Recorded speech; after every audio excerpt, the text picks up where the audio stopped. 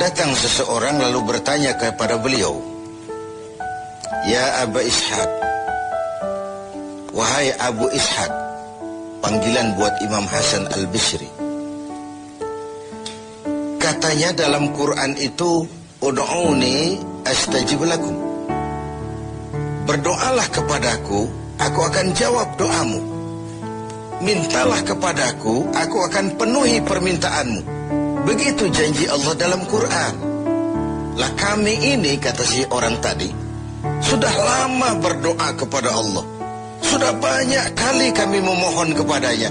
Wah, kok sampai sekarang doa kami nggak dijawab-jawab, nggak pernah dikabulkan. Ini bagaimana? Katanya berdoa, aku kabulkan.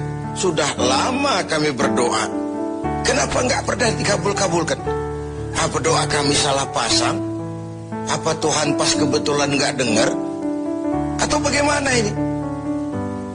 Imam Hasan Al-Basri senyum lalu menjawab, "Ya ahlal Basrah, hai penduduk Basrah, hatimu mati.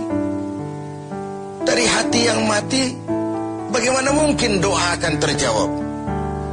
Tidak ada getaran yang menyebabkan channel kepada Allah itu nyambung. Tidak ada. Dari hati yang mati, doa tidak mengeluarkan getaran untuk sampai kepada aras.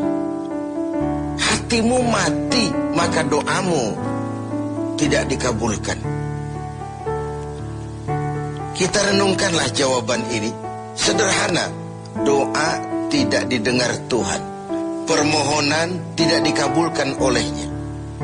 Tapi kalau kita mau menukik kepada renungan yang lebih jauh, kemalangan apa yang lebih besar selain daripada kalau Allah sudah berpaling kepada kita dalam hidup ini? Permohonan tidak didengar, doa tidak dikabulkan, Allah sudah masa bodoh dengan kita. Kemana lagi langit tempat kita bernaung? Kemana lagi bumi tempat kita berpijak? Kalau Allah sudah berpaling dalam hidup ini kepada kita, itulah kemalangan yang paling besar dalam hidup ini. Sementara kita berleha-leha, menurut kita kemalangan itu kehilangan jabatan, kemalangan itu kehilangan harta benda, kemalangan itu adalah kehilangan orang yang kita sayangi. Allah berpaling dalam hidup kita, tidak pernah kita melakukan evaluasi. Nah, apa yang menyebabkan hati itu jadi mati? Sehingga tidak ada getaran yang nyambung ke aras, yang mengakibatkan Tuhan berpaling dari kita. Doa tidak lagi didengar, permohonan tidak lagi dikabulkan. Ada beberapa hal yang menyebabkan hati jadi mati, sehingga doa tidak terangkat. Imam Hasan Al-Bisri menjelaskan beberapa faktor yang menyebabkan hati menjadi mati. Tidak ada lagi getaran yang mengantarkan doa ke aras, sehingga Tuhan pun berpaling. Yang pertama kata beliau, "Araftumullaha wa lam tu'tuhu haqqah."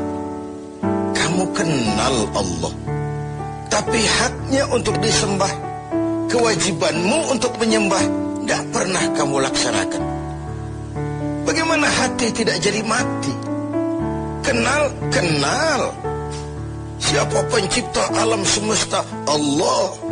Siapa pencipta lautan, gunung, sungai? Allah. Siapa pencipta langit dan bumi? Allah. Siapa pengatur segala-galanya? Allah. Sholat apa tidak? Tergantung kebutuhan. Kamu kenal Allah, tapi haknya untuk disembah, kewajibanmu untuk menyembah, tidak pernah kamu laksanakan.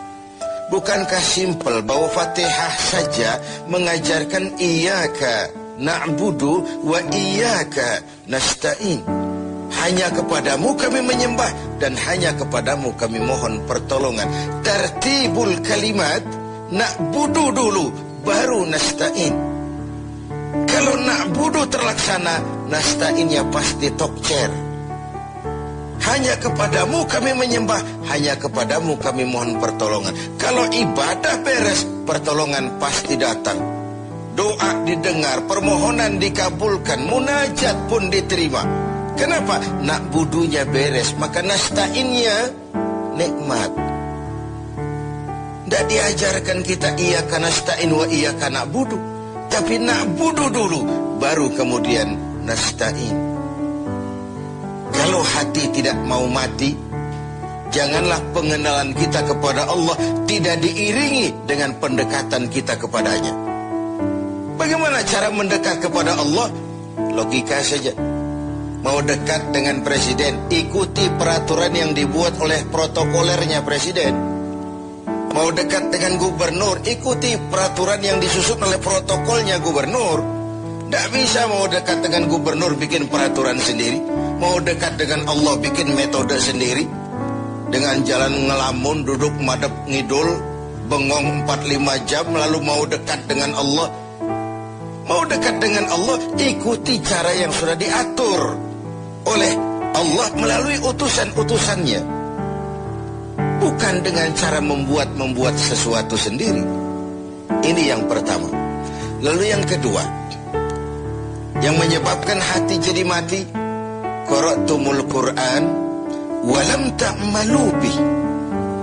Kamu baca Al-Quran, kamu dengungkan Al-Quran, kamu sanjung Al-Quran, walam ta'malu bih, tapi isinya, ajarannya tidak pernah kamu laksanakan.